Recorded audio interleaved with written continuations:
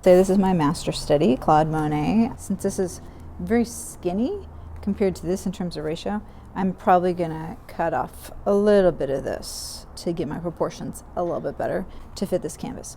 I need to look at this. What color do I want to start with? There's kind of a purpley, there's a bluish. I could start with this kind of color that's underneath. I could start with yellow and do blue over it. I could start with blue and do these colors over it.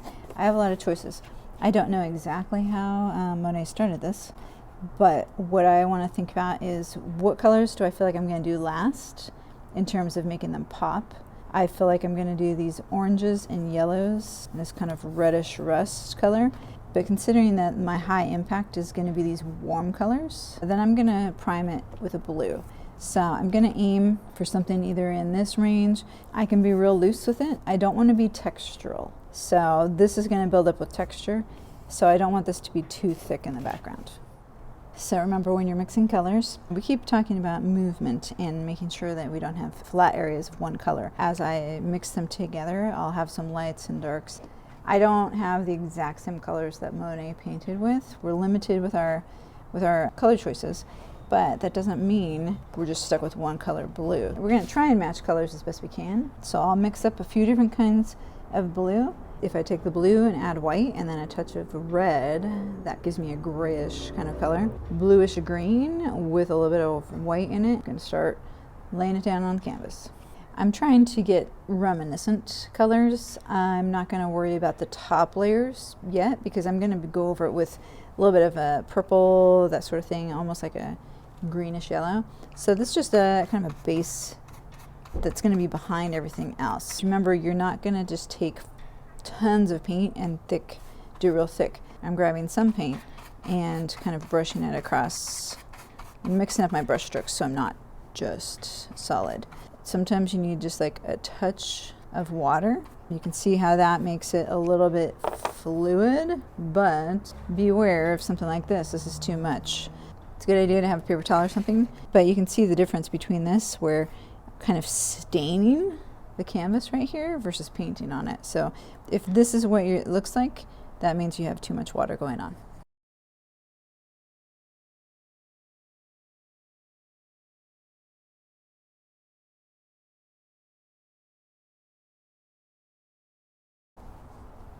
Thinking ahead, I haven't done a sketch or anything. I can sketch on top of this if I want to.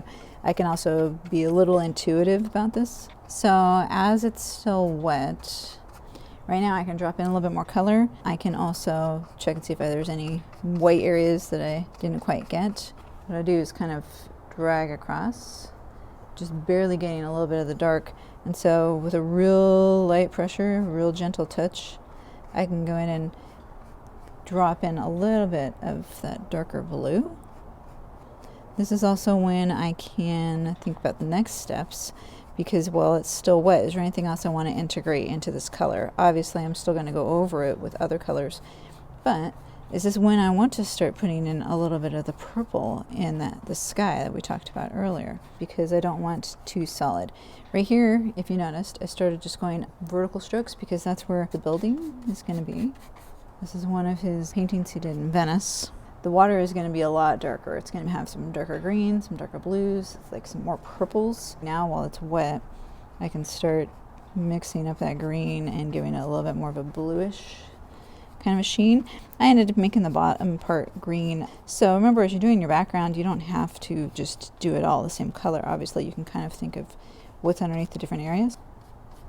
So I'm going to add in a little bit more color. There's definitely some purples and almost some reds because this is reflecting up there. So I'm not going to do too much of this yet.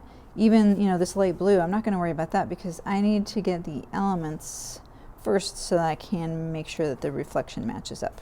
I might throw in a little bit of this color, that purple, and maybe a little bit of that undertone.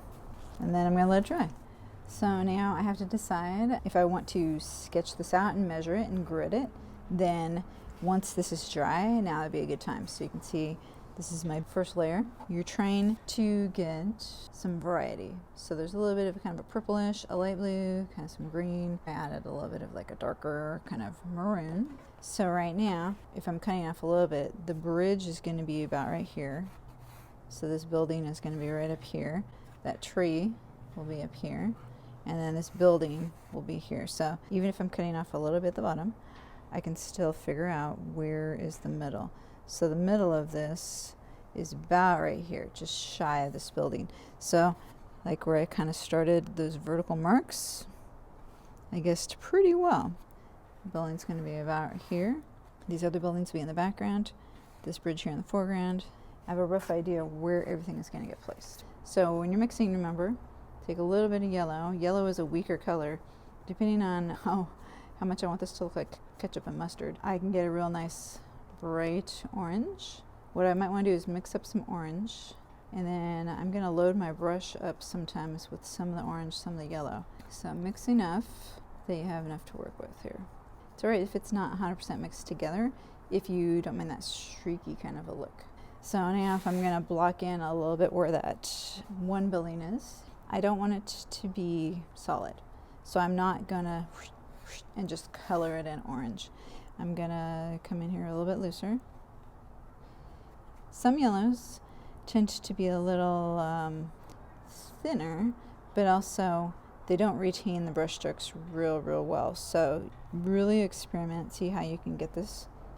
Okay, notice how I'm leaving a little bit of the background color there. I still have many layers. This building, it has some yellow, it has some pink, it has some red, it has some orange.